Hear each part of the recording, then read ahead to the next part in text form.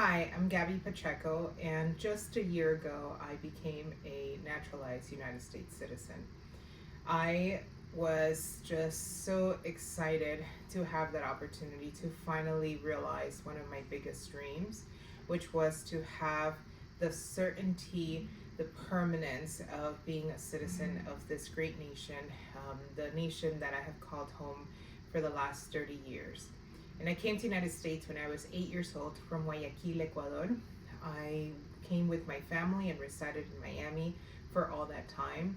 I grew up as a happy child in a loving environment with Puerto Ricans and Palestinians and Nicaraguans and people from Jamaica and Haiti and all over the world, living together in a community that all was working and thriving.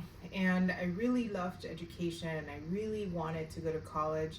And I realized when I was going into the 8th grade that that might not be a possibility because I didn't have the right kind of papers.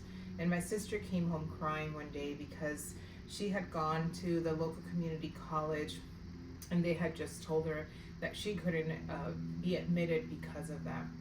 And so since then, a fire grew in me to ensure that I had access to education, my sisters and other people in the country and my community. And even though my fight started with that, it's always been about permanence and about being able to be my full self. And as a immigrant, that is something that we are kind of always put into a cage. We call it the golden cage, where we're able to participate and see, but there are barriers that don't allow us to be our full selves. So today I wanted to just one more time really push this notion around immigration, around these parameters that we have around who is allowed in and who's allowed out. And we always talk about immigrants and talk about them around their contributions and the work that they can do and what they bring to the country. But a lot of the times, what's missing in this conversation is our humanity and the reality that we as human beings want to just belong.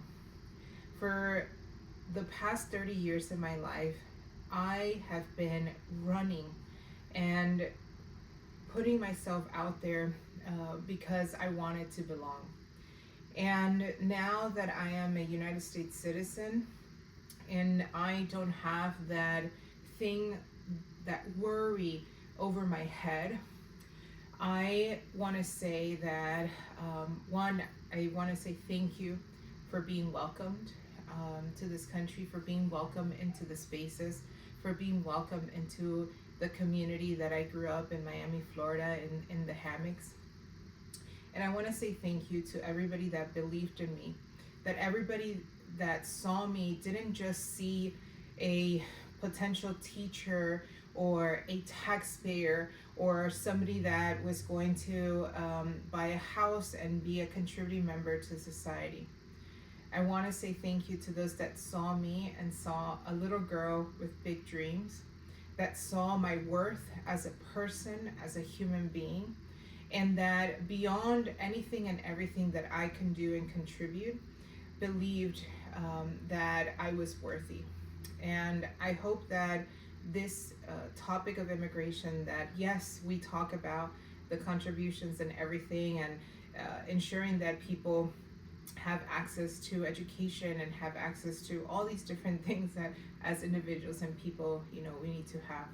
But at the center of this conversation, that we don't forget to talk about people, and that people are families, and that people are individuals, and that people are worthy of being able to accomplish their dreams. I call myself a dreamer. We call ourselves dreamers not for nothing, but because dreamers are universal. Everybody has a dream. And my dream is that one day every member of our society feels like they belong in the communities that they live in.